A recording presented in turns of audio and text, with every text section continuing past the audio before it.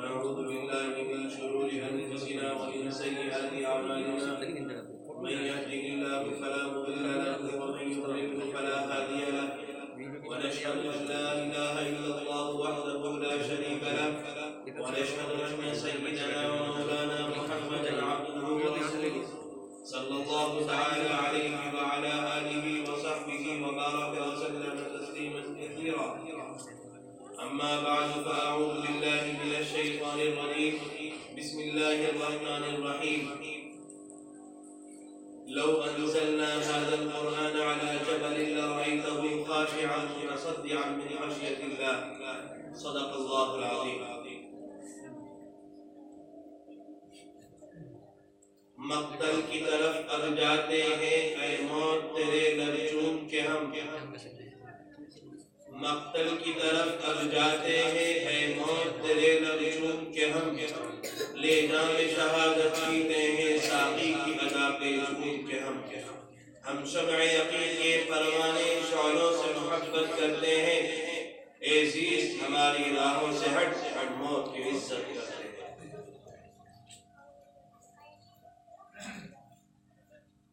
حضرت صدر محترم حضرت حاجی عزیز الرحمن صاحب دامت برکاتہ اور سرپرست محترم حضرت مولانا سفیر صاحب اور مہمان محترم حضرت مولانا طویل صاحب اور جامعہ فیض ناصر کے روح و رواں بانی و محترم حضرت والد مولانا شاہد حسینی صاحب جامعہ فیض ناصر کے اس پروگرام میں شرکت کا موقع میسر ہوا. اکابرین کی شفقتیں ہوئی اور یہاں آنے کے بعد ان بچوں کے پروگرام دیکھے, ان کے حوصلوں کو سنا, بڑی حیرت ہوئی کہ ہمارے ان بچوں کی محنتیں کتنی اعلیٰ ہیں اور ان بچوں کو اللہ نے کتنے حوصلوں سے نوازا ہے. یقیناً یہ حضرت قاری صاحب اور تمام سرپرستان محترم کا شفقتانہ مشفقانہ رویہ ہے جس کی یہ دین ہے. یہ چھوٹے چھوٹے بچے اپنے خیالات کا اظہار کریں اور بچیاں اپنی تقریرات پیش کریں اپنے ملک سے اور اپنے مذہب سے ایک باہمی محبت کا ایسا نذرانہ اور ترانہ پیش کریں جس پر انسان کا دل بھر آئے, انسان کے احساس تازہ ہو جائے. بہت بڑی نعمت اللہ تبارک و تعالیٰ کا انعام ہے اور اکابرین کی طرف سے اللہ تبارک و تعالیٰ کی یہ وراثت اور نعمت ہے کہ اکابرین نے ہندوستان میں آزادی ہند کو پیدا کیا تھا اور اس آزادی کو اپنے خون سے سینچا تھا اور اس آزادی کے لیے اپنے تن سے اپنے من سے اور اپنی اولادوں کو ایسے قربان کیا تھا جیسے حضرت ابراہیم علیہ السلام نے اپنے فرزند ارجمن حضرت اسماعیل علیہ السلام کی شہادت کو پیش فرمایا تھا اور اس قربانی کو پیش کیا تھا. آزادی کے نواب نے اپنی اولاد کو یہ کہہ کر پیش کیا, حضرت شاہ عبدالعزیز صاحب میں چاہتا ہوں میری اولاد ایسے اللہ کے راستے میں شہید ہو, اپنے ملک کے اور اپنے دین کے حفاظت و امان کے لیے ایسے شہید ہو جیسے ابراہیم علیہ السلام نے اپنے بیٹے کی گردن پر چھری رکھی تھی. ہندوستان کی آزادی اور اس کی دین پر ملا یہ یوم جمہوریہ کوئی کھلونا نہیں ہے, یہ بہت ہی بڑی محنت اور قربانی کے بعد وجود میں آیا ہے. ہندوستان کی لال قلعے کی بنیادیں خاموش نہیں ہیں, یہ قطب مینار کی بلندی خاموش نہیں ہے اور یہ دنیا بھر کے اندر ہندوستان کا مقام اور اس کا معیار اور اس کی بلندی خاموش نہیں ہے. یہ بتاتی ہے, آج بھی بتاتی ہے کہ ہندوستان کی آزادی کے ان ایام کے اندر وہ عورتیں جو کبھی جن کے چہرے کو سورج نہ دیکھے ان عورتوں کو گھر سے باہر نکلنا پڑا ہندوستان کی آزادی کے لیے, ان عورتوں کو اپنے گھروں کو چھوڑنا پڑا, جن عورتوں کو شاہی مزاج ملے ان کو غلامی اختیار کرنی پڑی اور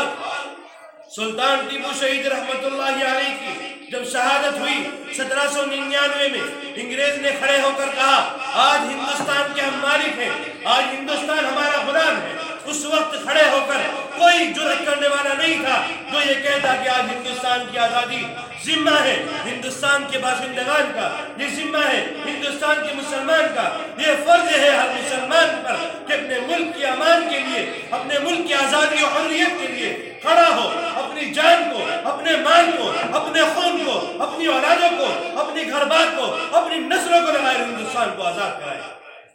اسی تعویذ کے اندر 3 سال گزر گئے۔ 1803 کے اندر ایک اسی بوریے پر بیٹھنے والا، انہی بچوں کی طرح پڑھنے والا ایک انسان کھڑا ہوا اور اس انسان نے کھڑے ہو کر کہا آج ہندوستان غلام بن چکا ہے۔ اور وہ ایسا وقت تھا ہندوستان کے نوابوں کے اندر، ہندوستان کے اندر جینے والے ہر عیش پرست کے اندر آزادی ضرور تھی، اس کے اندر جینے کا سلیقہ ضرور تھا، اس بات کا سلیقہ کسی انسان کے اندر نہیں تھا کہ وہ کھڑا ہو کر ہندوستان کی آزادی کی جرأت کرتا، اس کے لیے اعلان کرتا۔ یہ مرد مجاہد شاہ عبدالعزیز محدث دہلوی رحمۃ اللہ علیہ کھڑے ہوئے اور ہندوستان کی آزادی کے لیے آواز اٹھائی اور ہندوستان کی آزادی کا لوگوں کو سبق پڑھایا، سبق سکھایا، اور اس کے لیے جو بھی برداشت کرنا پڑا کرا، زہر پلایا گیا پیا، نابینا ہو گئے ہوئے، گھر بار کو برباد کیا، دہلی سے گرا وطن کیا گیا۔ 1803 کے اندر تب بھی کھڑے ہو کر اعلان جہاد کیا اور ہندوستان کی آزادی کے لیے اپنے آپ کو اور ہر مسلمان کو اس بات کا مکلف بنایا کہ اب ہندوستان کے ہر مسلمان کے لیے جیسے اللہ کا ماننا فرض ہے، اللہ کے رسول کا ماننا فرض ہے، عبادات کا کرنا فرض ہے اور ہر دینی فریضے کا انجام دینا فرض ہے، آج ہندوستان کے ہر مسلمان کے لیے ایسے ہی اپنے ملک کی آزادی ہے۔ یہ اسلام کا پیغام ہے اور ہندوستان کی آزادی کے لیے اسلام کی قربانی ہے۔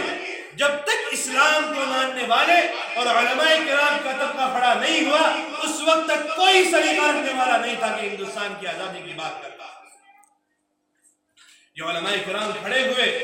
ان علماء کرام نے 1803 کی لڑائی لڑی۔ تاریخ گواہ ہے کہ 1803 میں علماء کے علاوہ کوئی ایک فرد ایسا نہیں تھا جس نے ہندوستان کی آزادی میں حصہ لیا۔ اور یہ آسان بات نہیں ہے۔ وہ علاقہ جو آج پاکستان میں خیبر کہلاتا ہے، جب ہندوستان کا حصہ ہوا کرتا تھا، دہلی کے چاندنی چوک سے لے کر خیبر تک تمام درختوں پر علماء کی لاشیں ٹنگی تھی، تیل کی کڑھائیاں بچھی تھی،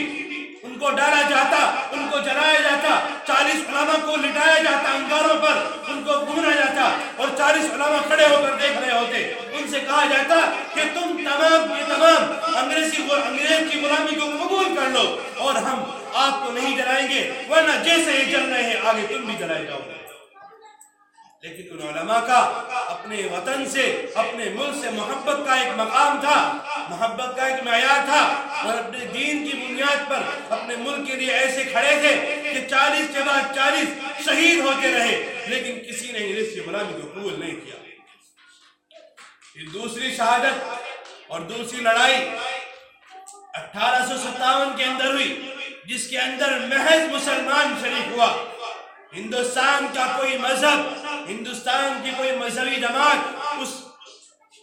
جہاد کے اندر شریک نہیں ہوئی، محض مسلمان نے شرکت کی۔ لیکن مسلمانوں نے اپنے جذبے کا، اپنے قربانی کا اور اپنے حوصلوں کا پورا اظہار کیا، لیکن تب بھی کامیاب نہیں ہو سکے۔ پھر تمام مذاہب کے وہ قائدین جنہوں نے ملک کے لیے قربانیاں دی ہیں ساتھ میں آئے، مہاتما گاندھی اور اس کے علاوہ جواہر لال نہرو